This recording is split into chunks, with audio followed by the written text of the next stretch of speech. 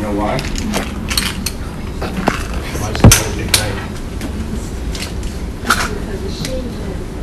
Bye-bye to procedural fairness, right? Hello, substantive review. So we are going to totally leave behind everything we learned about procedural fairness. Put away that that toolkit, and we're going to bring out a whole new. Although tonight you're not going to get everything tonight, but you're going to get a whole new way of thinking and analyzing a problem based on substantive review.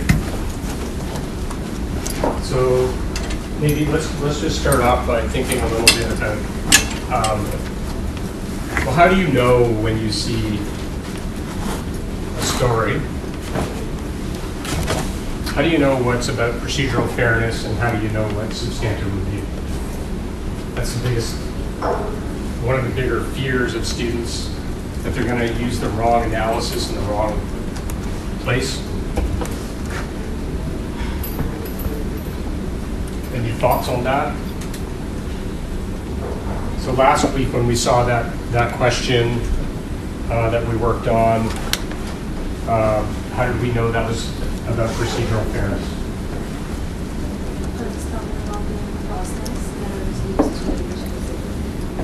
Right. Had a decision been made yet? There was no mention of the ruling. No mention On the ruling of the decision. of the ruling. Yeah, exactly. Yeah. There was no mention of the decision. When we read that story, at the end of the story, all we knew was there's some minister sitting there thinking, what am I going to do? What am I going to do? So, there was no substantive decision, no outcome. There was a report, yeah. But we know that sort of the story wasn't finished yet. And the actual outcome of the case, we don't know. Yeah. Take that scenario, you have that whole story, and then at the end it says, the minister accepted the report, decided, yes, I'm going to agree with the recommendation, and I'm going to penalize this company, what were they called again? Magic Construction. I'm going to penalize Magic Construction and give them a 2-year ban, thank you. I'm going to give them a 2-year ban. So the story's over. So there you know that you can, and I think of it this way, you can attack that decision in 2 ways, right? We talked about this earlier, where, let's go back to our jockey friend. We always like to talk about the jockey. Remember the jockey who was supposedly cheating in a race and had a hearing and then had he had his license revoked. So there was a decision. So when that jockey comes to you, crying, I lost my license, I can't work anymore, I can't do my profession anymore, I can't make a living anymore. What are you going to say when they hand you the decision? You're going to say, we have really 2 things we can look at. Maybe 2 ways I can help you, right? 2 big ways I can help you. Procedural fairness. Let's see how they got to the decision, and maybe they treated you unfairly and they denied you procedural fairness. And we're good on that, right? Well, we're pretty good. We kind of know how to do that. We know how to do Baker. We know about, in our framework, we look at the statute first, because maybe they did something procedurally wrong in the statute, which is an easy case, that's procedurally unfair. Or the harder case is, well, maybe they denied you, maybe they didn't give you enough fairness based on the common law Baker analysis of low, medium, or high. And maybe they denied you one of those tasty benefits on the Mandarin menu that you should have gotten, whether it's an oral hearing or something else. In that scenario I talked to you about, the jockey did not have a lawyer, so there's another interesting one where you could say, You didn't have a lawyer. Why not? Did they tell you you couldn't have one? What happened there? So that's the thought process. We go through and you say, I can help you, maybe I can help you on procedural fairness grounds, and we can knock this decision out based on procedural error, right? Lack of procedural fairness. So that's our whole world that we have a pretty clear picture of now. And then what's the other thing we can say to our client, the jockey? How else can we help? Maybe there was an error in the decision itself. Right. And how would we know that? It's like, oh, we're going to learn tonight. Yeah, substantive review. So what are we talking about there? What's the language we use? Process, and then there's the O word. Process, procedural fairness. What's the O word?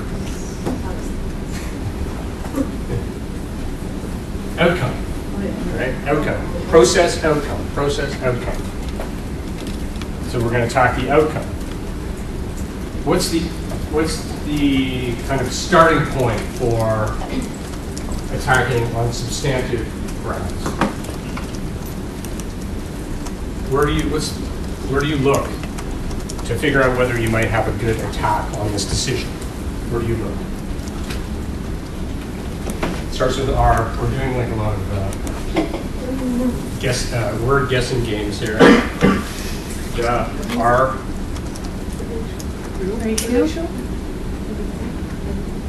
Close. The reasons. Because we know in most cases, not all cases, mind you, but most cases, there's going to be a set of reasons. For sure, that jockey who came into your office had a document, a printed out document likely, that we would call the reasons, right? Or the judgment, or the ruling, or they can use different words for it. But in substantive review, we call them the reasons. And they're absolutely critical because the reasons tell us how the decision maker got to the conclusion, got to the outcome. They might not be very good, and they might not explain very well, but there's going to be something there, almost always, some kind of reasons. It could be really short, could be long. So what are we looking for in the reasons? Maybe I'll leave that question for another time. But I'll preview this idea. I talked about reasons, I talked about outcome. Those are two different things, right? That when we break it down, when we break down substantive review, we look at reasons. How did the DM get to the conclusion, writing reasons? But we also look at the outcome. What is the outcome? So we can attack both the reasons and the outcome. So this is great. We've got the two big attacks, right? Procedural fairness, substantive review. In substantive review, we've got two attacks. Use the word attacks, it sounds very, violent, military, but in legal terms we call it an attack. So we attack the reasons, and we can attack the reasons, and we can attack the outcome. So think of it this way.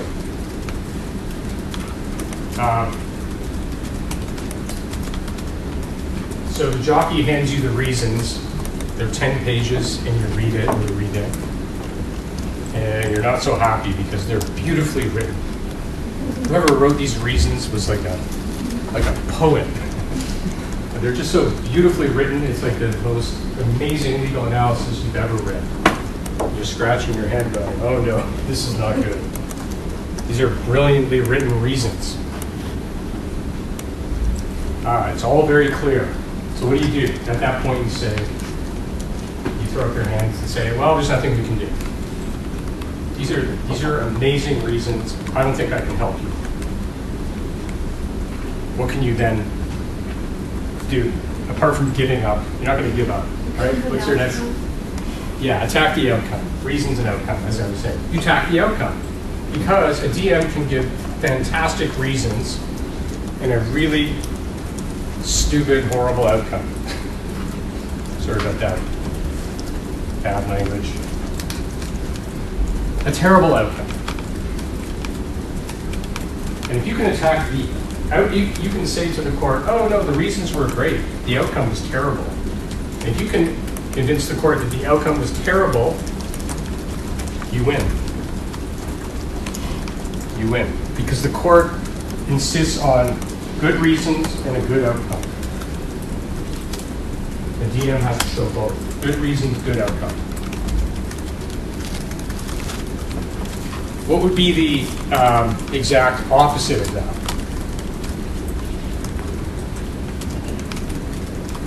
Exact opposite. Yeah. Is that not a tricky question? A good outcome, like this jockey is guilty, cheated, but the reasons are terrible. That is something you see. Well, you see both, but you often see that where nothing wrong with the outcome, a perfectly valid, reasonable, acceptable outcome, terrible reasons, poorly written, confusing, disorganized, don't understand what was that person thinking? I read these reasons. I understand the outcome, but how the DM got there, I don't know. It was very poorly, the reasons are very poorly stated, very poorly articulated. So great for you guys, because you've got in substantive review, you have two angles of attack. Again, reasons and outcome. Okay, this is all going to emerge as we look at the cases. So that's good for you as administrative law lawyers, helping people, who come to you and want to overturn a decision. You've got all these strategies that you can use to attack an outcome, reverse an outcome. And what do we do? What does the court usually do if you're successful in any of those? Yeah, quash the decision, send it back for a new hearing. Again, you have to give your client the bad news that they don't just win. It'd be great if they just win, but they don't, normally. It's quashed and sent back for a new hearing. If the reasons are bad, and the outcome great, so what's the benefit for us to have just great, better reasons? But the outcome is not going to change, right? Yeah, no, that's a good question. So what they'll often do is they'll send it back. Okay, let's think about that for a minute. Why would the court say it's unacceptable for a DM to give bad reasons and a good outcome? Who cares, right? Isn't the outcome the only thing that matters?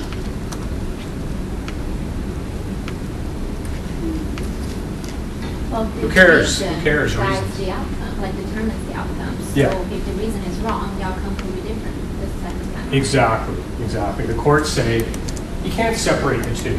Bad reasons can may lead to a good outcome, but if we don't understand the pathway, the dots, A to B to C to D to E, the conclusion, if it goes A to Z to purple to, if it doesn't make sense, the court says, we're not going to tolerate this.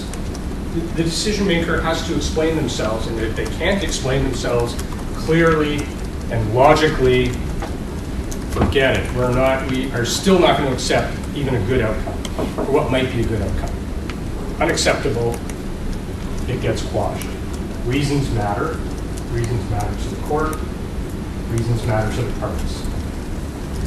Put yourself in that person's shoes. You get an outcome that you say, well, I understand that I lost my license, but I don't really understand why. Because these reasons don't really make sense. And the court says, we're not going to tolerate that. We need good reasons and good outcomes. We need both. So DMs, have their work to do. That's their job. Not only to get a good outcome, but to explain why they got a good outcome, why they got the outcome. Why also reason is important. I think we might have touched on this before. Why else are reasons important? Again, why do we care? Do you want to appeal? Yes. What if you want to appeal? And we know in a lot of these situations, you get a decision from a DM, you can appeal to another DM or to the court. How do you know whether to appeal or not appeal when you don't understand what was going on in their head? Because they haven't explained themselves. How do you even know? So the courts say, you've got to let people know and understand why you decided what you decided. Another reason. Somebody think of another reason why we need good reasons. To determine if the outcome is proportionate. Yeah, but it's related. But think in bigger terms. Maybe beyond the immediate case.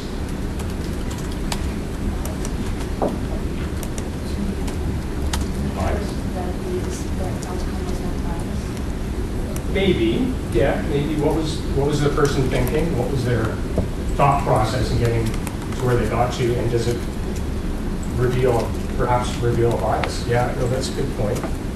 But why else? To ensure that the decision-making process is not discretionary, and in this case, the DM will decide this, and in other cases, so some consistency among decisions. Consistency. So that someone can review what this DM is doing. Right. So somebody else comes along, another jockey comes along, similar accusations. They want to look up, or their lawyer might want to look up, well, what's happened in past cases? And they find this case and they go, this isn't helpful at all. I don't understand. We want the DM to have case law that's coherent, that makes some kind of sense. That's not, you use the word discretionary, I would use the word arbitrary. Yeah, similar. We don't want arbitrary decisions where we don't, oh, well, this jockey lost their license. I don't really get it as to why they did, but so that's just not helpful. Whereas good reasons are going to be like, you know, the future person is going to read those reasons and say, okay, I understand what went on here. I understand the issues in the case. I understand the findings of fact. I understand the findings of law, because there's going to be findings of law in there. And it's helpful and instructive for the future. So other people who come along and say, read the reasons, and they get it, they understand. So these are all, reasons why, I hate to use the word reasons, two different reasons. These are all reasons why the courts expect DMs to give good reasons to explain themselves properly, and not just, read it, good outcome, fine, we're all good. No, we're not good. We're not happy with that. And again, for you guys as admin lawyers, you've got this dual angle of attack. Only one of them, you only need one of them to work. So typically, when somebody comes into your office, you're going to look at everything. You're going to look at every angle: procedural fairness, substantive review, good reasons, good outcome. So you may just throw everything in when if and when you bring a judicial review. Why not attack all of it? Maybe you won't. But your starting point will probably be, let's see what we can get on all of these, with all these strategies and all of these aspects that we can attack. Because again, we only need to be successful on one. You might lose on substantive, but win on procedural fairness. You still win. The decision gets quashed. Or you might win on, lose on procedural fairness and win on substantive review. Decision gets quashed. Okay, so that's helpful for us because we know we have all these different ways of attacking and overturning a decision. Okay, and if you're defending a decision, you got your work cut out for you because the attack's going to come from all different angles. Oh, it was fair. The reasons were good. The outcome was good. You've got to defend all of that. Because, you might be on the other side, trying to uphold the decision. So you have your work cut out for you in defending. Okay. So a little bit of introduction. Tonight's pretty easy. Tonight we're going to spend a lot of time just getting comfortable with the language, the terminology that we're going to use in substantive review. Okay? And a little bit of history. Not critically important, but interesting, and maybe a little bit helpful.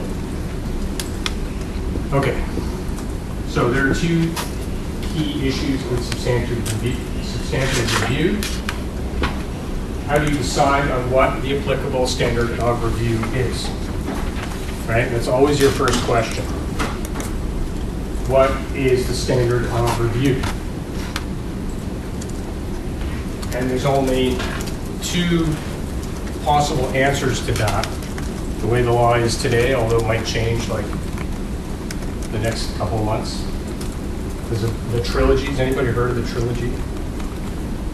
It's like a big deal for admin law nerds. Like a year ago, or almost a year ago, there's these three cases that went to the Supreme Court. Madelog is one of them. Anyway, the whole idea is that the Supreme Court was pretty transparent about this. They said, okay, Dunsmuir was 2008. Well, in 2018, because that's when it was heard, we're going to revisit Dunsmuir, and we might just like turn the table over and start again. Just erase everything and start again. There may be a whole new way of doing all of this, but you don't have to worry about it. Even if it comes out tomorrow, we're still going with the old way. So this is all you need to know, is that right now there are only two possible standards of review: reasonableness and correctness. And we spend a lot of time figuring out whether it's reasonableness or correctness. Isn't it admin law weird? It's so weird that all this time, like, is it reasonableness or correctness? And honestly, your reaction is going to be, who cares? Why do we care? Well, we have to care because it's a big deal. Reasonableness versus correctness. And the other big thing that we do is we say, okay, if it's reasonableness, here's how we apply it to the case. Or if it's correctness, here's how we apply it to the case. Because there are different ways, there are different methods of analyzing a decision to see whether it's good or bad based on reasonableness or correctness. Okay. A warning, do not apply the Baker factors to a substantive question, right? I know you know that, but I'll keep reminding you. And also, you do not apply a standard of review analysis to questions about procedure and procedural fairness. So we keep them very separate, even though you could get a question that brings up both. Nightmare scenario, right? But you're going to have the skills by the end to completely divide those two parts of a question. Or maybe your professor won't be so mean and will keep it separate so you don't even have to think about that. But anyway, we'll see about that. Let's go with that? Yeah. Okay. I'll take it. Okay.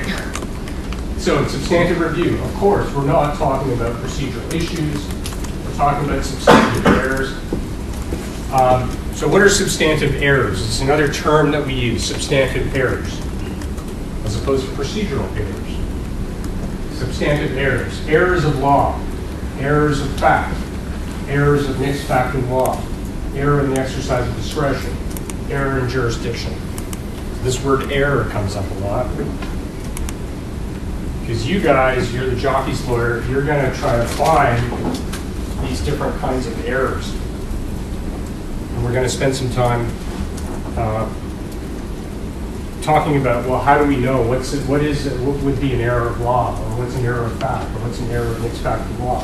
What are these things? We're going to learn more about that.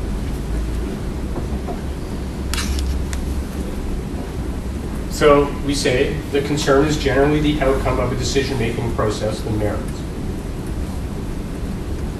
But we just learned about reasons and outcome, right? Reasons and outcome.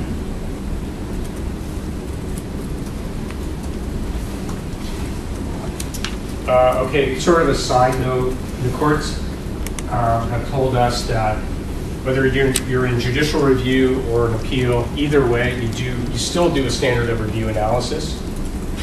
SOR analysis is what we're going to call it, standard of review, and it applies even in appeal. But normally what we talk about is judicial review. But that's just something to watch out for. It used to be, they're very different, not anymore. Okay, some background. Again, you can relax. This is interesting background. Do the SOR analysis. We're going to learn about privative clauses. People love privative clauses. And the origins of the analysis. Okay, so I'm going to go to the second bullet there.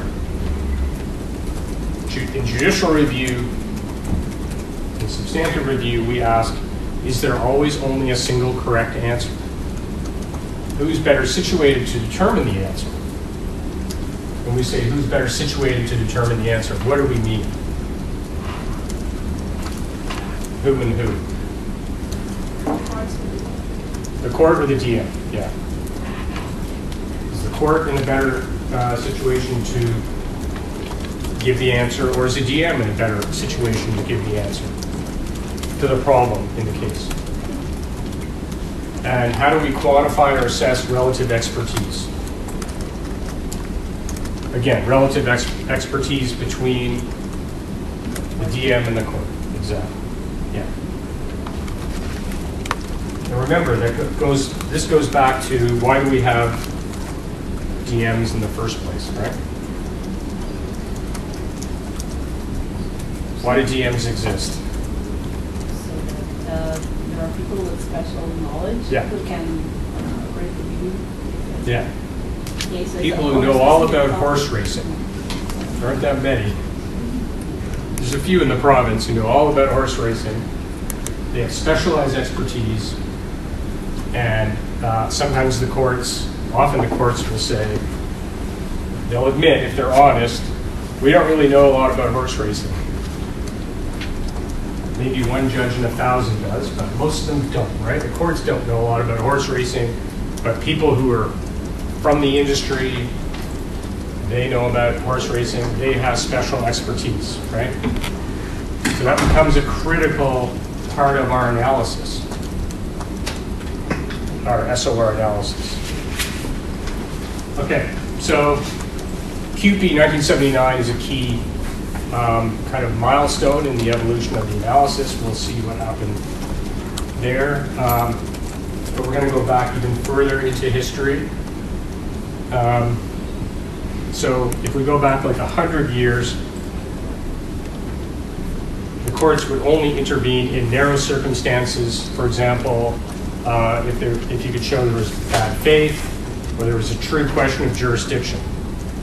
So again, we're talking like more than 100 years ago. Then we go to time 2, between 1925 and 1975, what happened in Canada between 1925 and 1975, 50-year period. These DMs are growing like mushrooms, right? They're multiplying like rabbits. They're just appearing everywhere because legislatures are creating all these DMs. 100 years ago, there weren't very many of them. Everything was done through the courts, pretty much. Justice was given through the courts. And then at some point, for example, the legislature decided, do we really need to have landlords and tenants fighting their battles in court? Is this a good use of a judge's time? You can imagine judges sitting there listening to, squabbles about, was the rent paid on time or was it late? No, really bad system. So the legislature steps in and says, okay, courts, we're going to give you a break. We're going to take these cases away from you, and we're going to create the Ontario Rental Housing Tribunal. That's what we call it. And they're going to settle landlord-tenant disputes in Ontario. And we're talking like tens of thousands of cases now that are out of the courts and over to this specialized tribunal. So this is happening over and over in human rights and all of the areas we've been talking about. Legislatures set up these DMs. They create these DMs through, what do we call that? What kind of statute? Enabling statute, home statute, right? They create these DMs. There's always a home statute for a DM that brings them into legal existence. Okay, so the courts, this is sort of funny because the courts are observing all this, and they're observing the legislature creating all these DMs, and they become alarmed. They're scratching their heads saying, okay, this is weird. There's all these people now running around pretending to be judges, but they're not judges. They're definitely not as smart as us. I'm joking, but make the point. There's all these people out there giving justice, and they start to become uncomfortable. I'd say here, the courts become less hospitable to the growing number of administrative DMs. So what does that mean, less hospitable? So what do they start to do? With all these DMs doing all these decisions, and then they get challenged in court, what were the courts doing?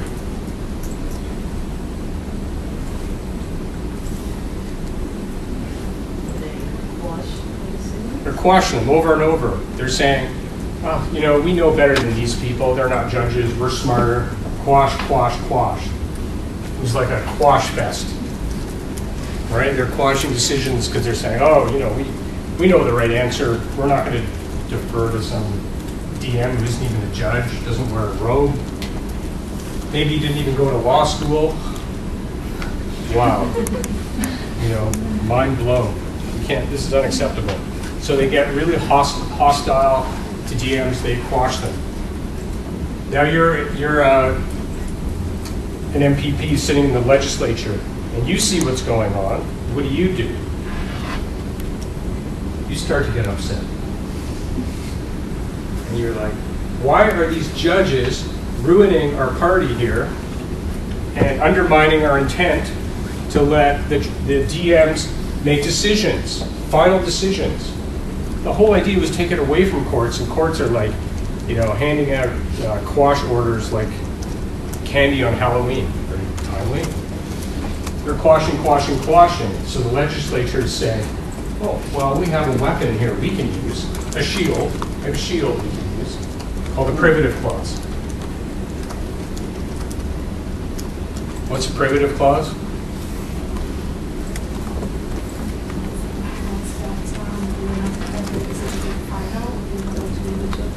Yeah. Now, it would be great, we'll get there tonight. It would be great if privative clauses just said, judges, stay out, mind your own business. They really should just say that, just come out and say it. But no, they dress it up and they say like, well, the decision of the Ontario Human Rights Tribunal is final and binding. Okay? Well, so that's a signal to the court to stay out. Leave our DM alone, don't quash them. Or be careful about quashing them, only quash them in serious cases. Don't just regularly interfere with them. Privative clauses. That's the legislature protecting their, I think I used this phrase before, protecting their children, their little DMs. Their poor defenseless DMs, they say, and they do, they would just say, we're changing the act, and we're going to say to courts, stay out, leave our DMs alone, here's a privative clause, take that, courts, back off, stop interfering, stop quashing. So you're the court now, and what do you say to that?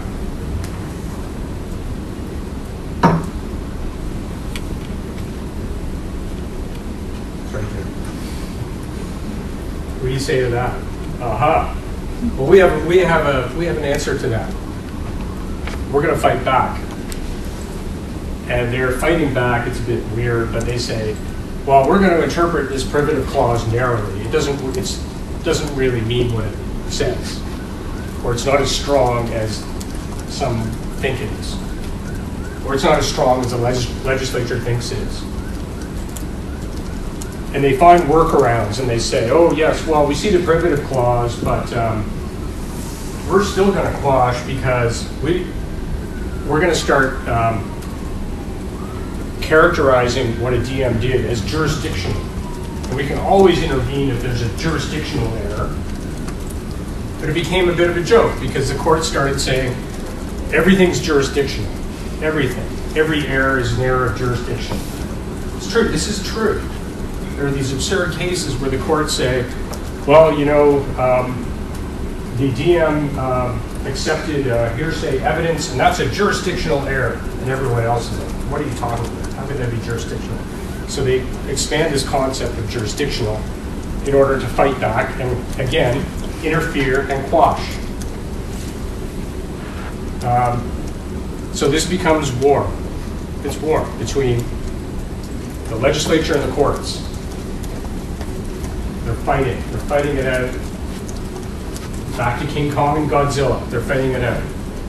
Rule of law versus parliamentary supremacy. This plays out over a number of decades. And I'm old enough to remember, some of this and how it was different, 20, 25 years ago. You guys are like, okay, we don't care. Where are we now? Okay, we'll get there. Okay, so 1979 was a big kind of turning point because the Supreme Court of Canada, up on their high perch, they're observing all of this, and they're starting to realize this is not good. We need to fix this. This is a real problem because everything's all over the map. Nobody really knows where the right place is to be here. So there's a decision called the QP decision, where the Supreme Court of Canada established what we call the modern approach. Still pretty, pretty reflective of where we are right now in 2019.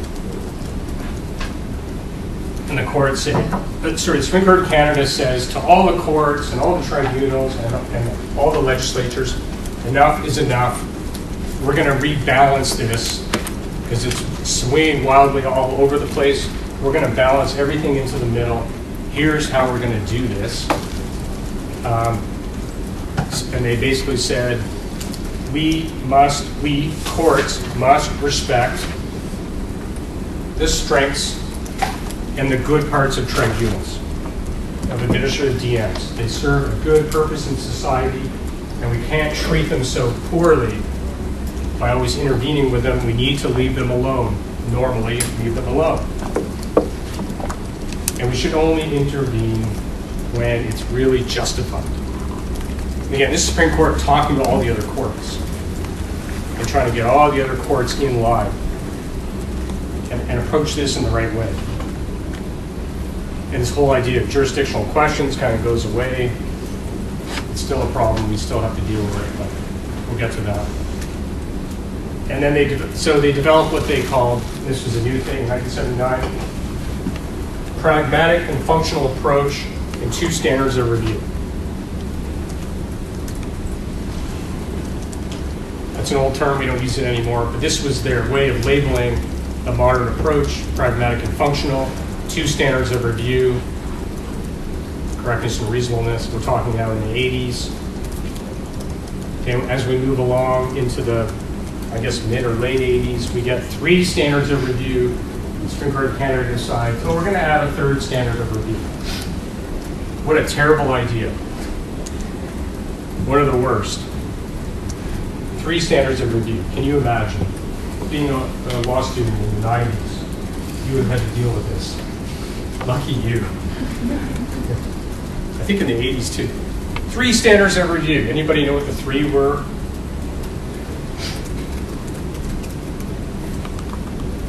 No? Nobody knows? There was always correctness, and there was what was called reasonableness, simpliciter, and then patent unreasonableness. Crazy, huh? You can just forget that now. I told you, now forget it. 3 standards of review.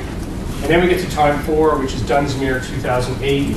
And again, the Supreme Court of Canada says, you know, the boat is sinking again. We got to straighten everything out once again. Let's go back to 2 standards of review.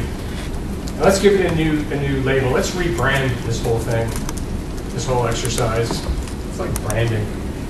Dunsmuir says, oh, we've got a new brand for it. It's called the Standard of Review Analysis, SOR analysis. That's what you need to do. SOR analysis, Standard of Review Analysis. And Dunsmuir is the current law, even though it may not have much longer to live. So they established a Standard of Review Analysis, 2 standards of review, correctness and reasonableness. So lucky you that you only need to do 2. Don't worry, I'm not going to test you on the history. Don't take furious notes. Okay. Correctness and reasonableness. Okay, we sort of touched on this already. Privative clauses. What are they? And when can they go too far to the point where they're unconstitutional? This can happen.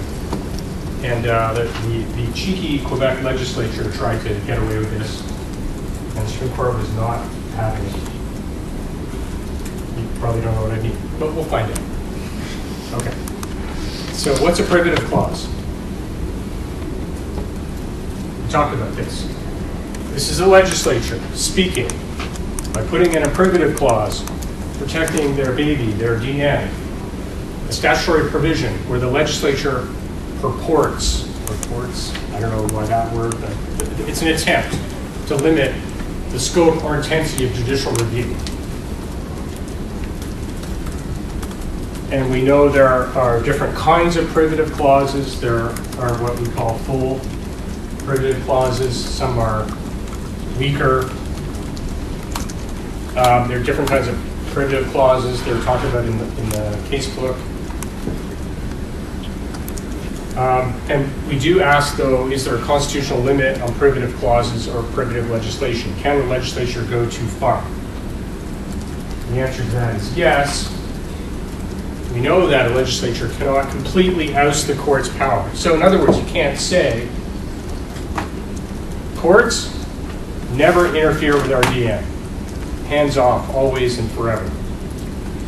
You can't do that. A privative clause cannot have that much power. If it has that much power, it's unconstitutional. And the courts say this is beyond the constitutional capacity of the legislature. They cannot oust the rule of law. They cannot oust the courts completely.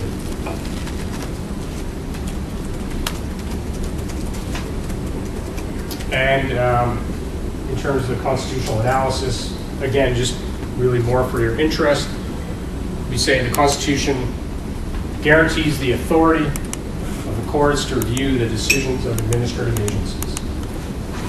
Section 96 of the Constitution Act is the source for that.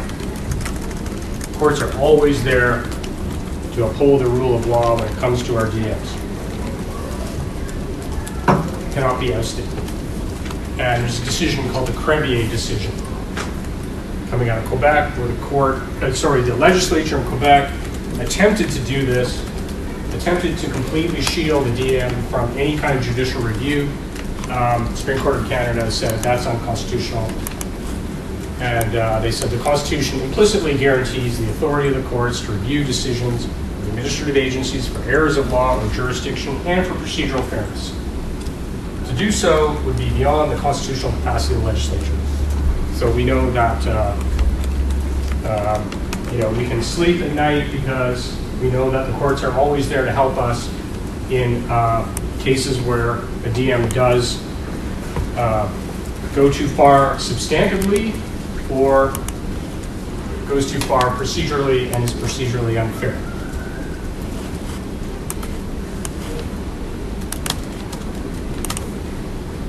Okay. skip that slide. So there's Crevier.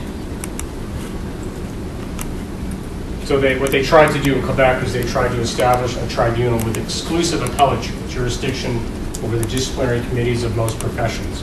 So in other words, let's get rid of the courts here in these professional discipline cases. Let's have this sort of super tribunal that the buck stops with them and they can never go further. Yeah, the prohibitive clause purported to prevent court review, and the court said unacceptable and unconstitutional. And they use this method of saying, well, this super tribunal you've created, you're effectively creating a court under Section 96, and you can't do that. You can't turn a statutory tribunal into a court.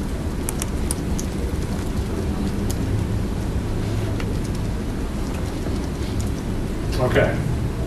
So back to CUPE. Remember, CUPE was CUPE in New Brunswick Liquor Court, key case from 1979, Supreme Court of Canada.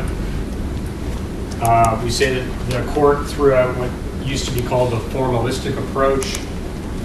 They moved away from this thing called the preliminary question doctrine that you don't really have to understand.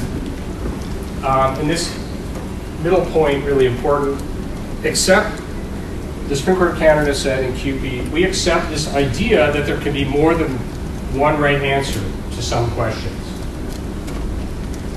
Boy, this is shocking to people, and even to this day, the Supreme Court is struggling with this whole idea. The courts struggle with this all the time. Can there be more than one acceptable answer to a question? And this is something that we're going to work through in the next couple of classes, and tonight, this whole idea of a zone of reasonableness. Maybe I'll get out my Sharpie.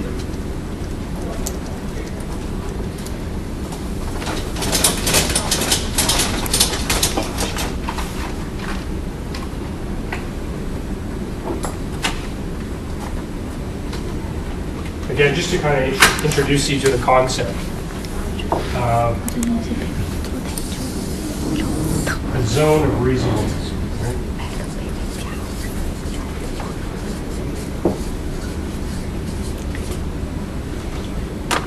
So you can have, answer A, answer B, which are totally opposite, but they're both within the zone of reasonable. All right, something that, again, I was saying the courts really struggle with. But there are many, many cases where they say, let's say A and B are completely opposite outcomes. The jockey is guilty and should have his license revoked, or the jockey is not guilty and should keep his license. Is it even possible to say that both outcomes are the complete opposite outcome, they're both reasonable? Well, the way the law is right now, and what the Supreme Court has been telling us over and over, is that yes, there's a zone of reasonableness. And two opposite answers could both be reasonable.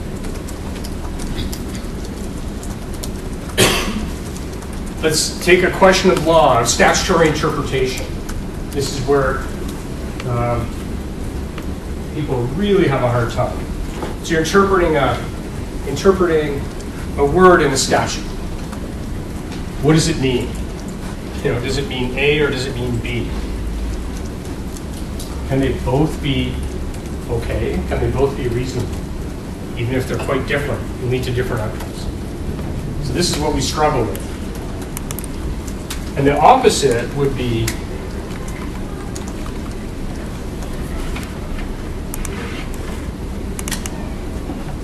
this.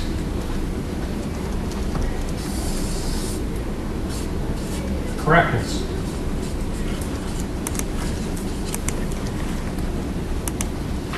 So A is the correct answer. There's only one correct answer. B is incorrect. There's a right and a wrong. Perplexed faces. We're going to work through how this actually works in a real situation. So what we're going to be spending a lot of time on is determining, are we using blue or red? Are we using reasonableness or correctness? If it's reasonableness, there can be more than one right answer. If it's correctness, there can only be one. There can only be one answer.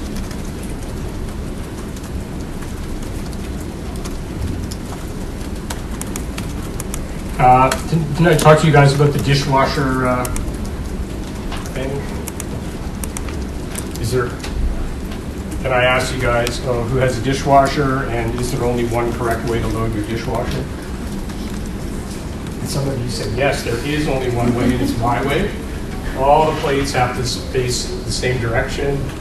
You know, all the cutlery has to be up, not down, whatever you might say. There's only one correct way.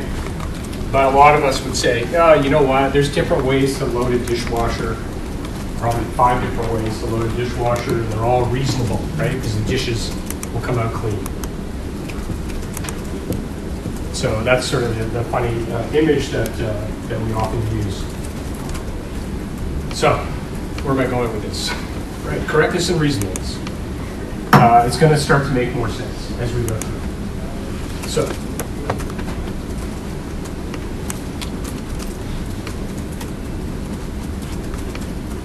yeah, so we're on this point. QP, Supreme Court finally says, yeah, we could be in a blue situation where there's more than one outcome that's reasonable. And the courts acknowledge the choice of the legislature about who will answer a particular question. Again, respect. And in QP, Supreme Court said, respect. We've got to show respect. Doesn't mean we have to agree with everything a DM does, but we should, in most cases, show them respect. Because they are experts. They know about horse racing, and judges, you don't. You may not like to admit it, but you don't. Depending on what the topic is, right? But if it's, let's say it's corporate law, there's a DM making a decision about corporate law, a lot of judges will say, well, hang on a second, we know a lot about corporate law. A lot of judges come from the corporate law world. So there you start to say, well, are the DMs really that expert compared to judges? Maybe not. Or tort law, or something like that. Maybe not. So we look at, how specialized are these DMs?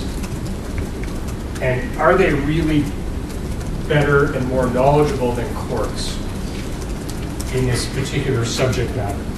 So that when they interpret their legislation, they know what the best way is to interpret their legislation, because they know their world, right? And courts usually don't. Even though they hate to admit it. Judges aren't really good at acknowledging that somebody else knows more than they do. Being very mean to judges.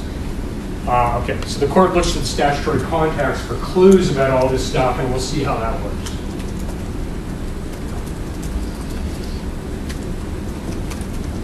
So, the modern approach is a 4-factor test called the standard of review analysis.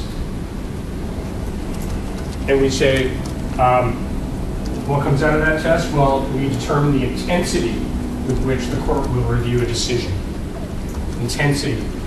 So in other words, how closely are they going to examine that decision and decide whether they like it or they don't like it? So I've introduced another term there, intensity. So reasonableness, correctness, which one would be the intense review? Yeah, correctness. Correctness is they're looking at it closely because they think they know as much as the DM, and they're going to examine the decision closely, and they're going to say, they're going to give their own opinion on what they think is right or wrong, correct or incorrect. The opposite would be reasonableness, right? Where they're going to say, we're not going to look at it so intensely. We're not, again, I'm the court talking. We're not experts. This DM is very expert. We're going to read the decision, and we're going to look at the outcome. We're going to consider it, but not in such an intense way, and we're going to show respect, right? So unless something really crazy happened, we're not going to interfere, right? showing respect, showing deference. And most cases in 2019, the vast majority, I'll take a guess at 80 or 90% of cases are reasonableness review, which means courts should be showing respect for any DM's decision. Reasonableness. A lot of people don't like that. I'm fine with it. It'll be interesting to see what you guys think. I'm fine with it. I think the way things are right now is not bad, but the court might just be overturning the table. That's going to be very upsetting. Maybe. We'll see. So that's where we are now, right? Most cases are reasonableness, and most cases the court is supposed to show deference. Does that mean they will always respect every decision and leave it alone? What does that mean? If the decision was reasonable, they will let it Respect live. it. Yeah, Let it they'll live. res- Yeah, they they'll will respect it. respect it, and if it was obvious and reasonable, they will watch it. Right. Exactly. What if they read it and they say, I don't really like this. And they say, again, I'm the court talking, I'm a judge talking, I wouldn't have decided this case this way. What are they supposed to do with that? As long as it's like possible outcome, they have to say. Yeah, as long as it's reasonable. So that's really the critical piece here. Can judges do that? Can they, there's the expression to hold your nose. Can they hold their nose and say, I don't really like this, it makes me a bit uncomfortable, but I'm going to leave it alone, I'm going to respect it. Judges have a really hard time with this, but the Supreme Court of Canada tells them to do this. Be strong. Be strong. You don't have to agree with everything as long as it's reasonable. Because we don't want you walking in and pretending you know everything and you're going to make everything right. That's not your job. Judges hate to hear that. Hate it.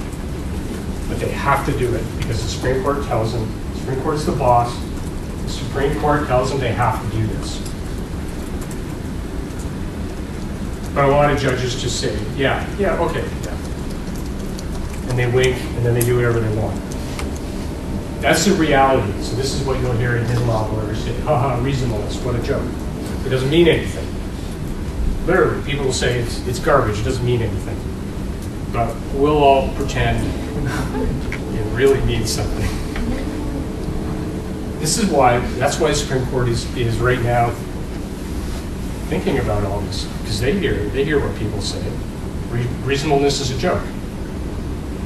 And they might fix it by saying, I don't want to take you down this garden path, but they might just get rid of reasonableness altogether. Say everything's correctness. And boy, that's going to cause a lot of bad feelings. So I don't know what they're going to do. But anyway, that's where we are, and we have to get our heads around this idea of what is reasonableness and how do we apply it. I haven't even told you how to apply it, but I'm going to tell you later, probably not tonight, next week. How do we apply reasonableness? That's a difficult thing to do. But we'll learn.